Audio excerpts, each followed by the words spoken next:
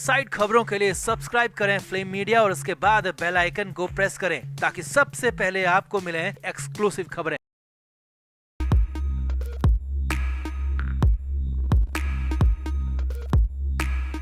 लोकसभा चुनाव को लेकर पूरे देश में जबरदस्त माहौल है। चुनाव प्रचार भी जोरों पर चल रहा है, लेकिन इस बीच महाराष्ट्र में बड़ा बवाल हो गया है क्योंकि यहां पर फाइनली उद्धव ठाकरे और कांग्रेस के बीच में बड़ा झगड़ा हो गया है। कांग्रेस ने उद्धव ठाकरे को जहां जोर का झटका बहुत जोर से दिया है, तो वहीं गठबंधन तक टूटने की खबर है, जिसके बाद बीजेपी की बल्ले बल्ले नजर आ रही है। और यही नहीं, इसके लिए मुंबई की 6 सीटों के साथ साथ फिल्म स्टार गोविंदा भी बड़ी वजह बन गए। तो बताते हैं आपको सब कुछ क्या हो गया ऐसा मुंबई में अचानक। आप भी वीडियो को शेयर करें और कमेंट बॉक्स में अपनी राय जरूर दें।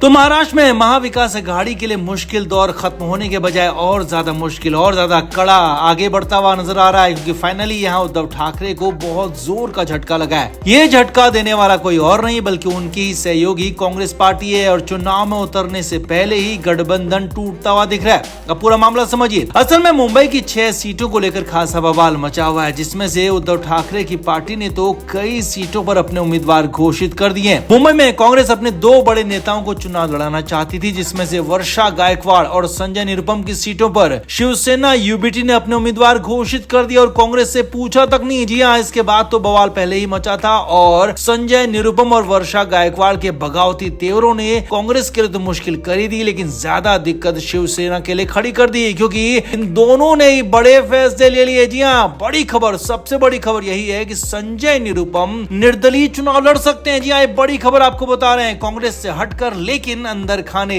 कांग्रेस का समर्थन हासिल करके संजय निरुपम उद्धव ठाकरे के कैंडिडेट के खिलाफ निर्दलीय चुनाव लड़ सकते हैं। और कुछ ऐसा ही हाल वर्षा गायकवाड़ का भी है। उनको लेकर भी खबर है कि वर्षा गायकवाड़ भी कांग्रेस के समर्थन से कांग्रेस को अंदर खाने सपोर्ट हासिल करके निर्दलीय चुनाव लड़ सकती है। और चुनाव में शिवसेना यूबीटी के प्रत्याशी को जिससे भारी नुकसान होने वाला है, क्योंकि दोनों का वोट बैंक एक ही है और कांग्रेस के दोनों नेता निर्दलीय चुनाव लड़ते हैं, तो यूबीटी के लिए बहुत मुश्किल आगे हो सकती है। आगे देखिए, कांग्रेस अंदर खाने इन दोनों नेताओं को निर्दलीय लड़ने के लिए उकसा रही है और ये बात उद्धव ठाकरे गुट को पता चल चुकी है, लिहाजा गठबंधन यहाँ पर खत्म भी हो सकता है। जी हाँ, उद्धव ठाकरे गुट की तरफ से खासी नाराजगी जताई गई है और कहा गया कि ये गठबंधन के खिलाफ है, जिस पर कांग्रेस ने भी कहा है कि बिना सीट शेयरिंग फाइनल किए उद्धव ठाकरे की पार्टी ने भी प्रत्याशियों का ऐलान किया था, तो क्या वो गलत नहीं है। लिहाजा दोनों तरफ से लड़ाई खासी गंभीर हो गई है, बवाल मच गया। अब इन सब के बीच बीजेपी गठबंधन खासा फायदे में रहने वाला है, क्योंकि मुंबई की सीटों पर उद्धव ठाकरे की पार्टी और कांग्रेस आपसी लड़ाई में उलझे रहेंगे और बीजेपी और शिवसेना के शिंदे गुट को इससे सीधा फायदा मिलेगा। उनके प्रत्याशी बड़ी जीत दर्ज कर सकते हैं और इसीलिए बीजेपी की बल्ले बल्ले हो रही है। इस मामले में एक बड़ा ट्विस्ट ये भी है कि शिवसेना के शिंदे गुट में अभी शामिल हुए फिल्म स्टार गोविंदा भी यहाँ पर बड़ी वजह बन गए। जी हाँ, संजय निरुपम, वर्षा गायकवाड़ दोनों के साथ गोविंदा की काफी अच्छी दोस्ती और अंदर खाने गोविंदा ने इन दोनों को निर्दलीय चुनाव लड़ने की सलाह दी है। गोविंदा इन दोनों को निर्दलीय चुनाव लड़ने के लिए उकसा रहे हैं और अगर ये दोनों निर्दलीय चुनाव लड़ते हैं तो इसमें गोविंदा का बहुत बड़ा हाथ होगा। इस पूरे सीन में साफ साफ गोविंदा नजर आ रहे हैं। अब जो भी हो, उद्धव ठाकरे की पार्टी और कांग्रेस तो आपसी लड़ाई में उलझ गई है, जबकि बीजेपी गठबंधन आगे बढ़ता जा रहा है। लिहाजा बड़ा नुकसान कांग्रेस को, उद्धव ठाकरे को इस चुनाव में होता हुआ दिख रहा है। तो आपका इस पर क्या कहना है, कमेंट करके आप भी जरूर बताएं, वीडियो को शेयर भी करें।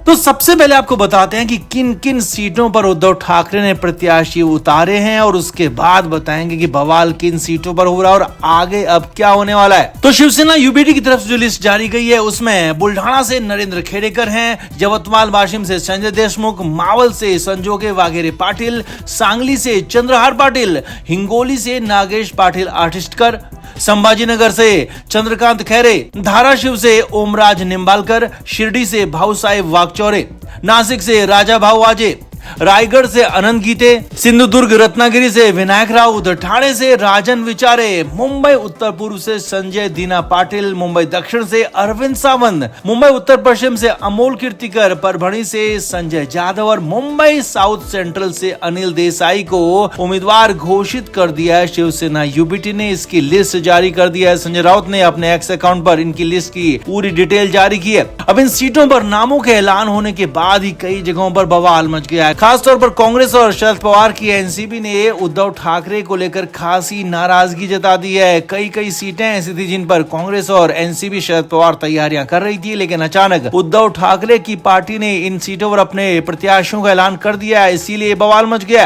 मुंबई साउथ में कांग्रेस के उम्मीदवार लंबे समय से तैयारी कर रहे थे। ये सीट कांग्रेस का गढ़ मानी जाती रही, लेकिन शिवसेना यूबीटी ने अरविंद सावंत का नाम घोषित कर दिया, जिसके बाद बवाल मच गया। मुंबई दक्षिण मध्य लोकसभा सीट पर दूसरा बवाल हो रहा है। यहाँ कांग्रेस के साथ जारी खींचतान के बीच अनिल देसाई के नाम का भी ऐलान किया गया है। कांग्रेस इस सीट से वर्षा गायकवाड़ को टिकट देने की तैयारी कर रही थी, लेकिन उससे पहले ही उद्धव की पार्टी ने अनिल देसाई के नाम की घोषणा कर दी। सांगली सीट पर तीसरा बवाल है। सांगली में भी कांग्रेस अपना दावा ठोकती रही है और इस सीट पर कांग्रेस ही चुनाव लड़ती रही है। साथ ही साथ किसी भी कीमत पर सांगली सीट नहीं देने की बात कांग्रेस ने कही थी, लेकिन कांग्रेस की बात को तवज्जो ना देते हुए एक तरफा फैसला लेते हुए सांगली से भी शिवसेना यूबीटी ने प्रत्याशी उतारा है। चंद्रहार पाटिल को उम्मीदवार बनाया, जिसके बाद कांग्रेस के साथ खासी बवाल वाली खींचतान हो रही है। बुल्डाना में एनसीपी के शरद पवार अपना दावा ठोक रहे थे, लेकिन यहाँ पर भी उद्धव ठाकरे ने नरेंद्र खेड़ेकर के नाम का ऐलान कर दिया है। तो कुल मिलाकर महाविकास अघाड़ी में चारों तरफ बवाल मचा हुआ है, हंगामा मचा हुआ है। गठबंधन के बावजूद कई सीटों पर हंगामा खड़ा हो गया है और उद्धव ठाकरे के एक तरफा सीटों के ऐलान के बाद कांग्रेस और शरद पवार की पार्टी खासी नाराज बताई जा रही है। हालात तो यहाँ तक हैं कि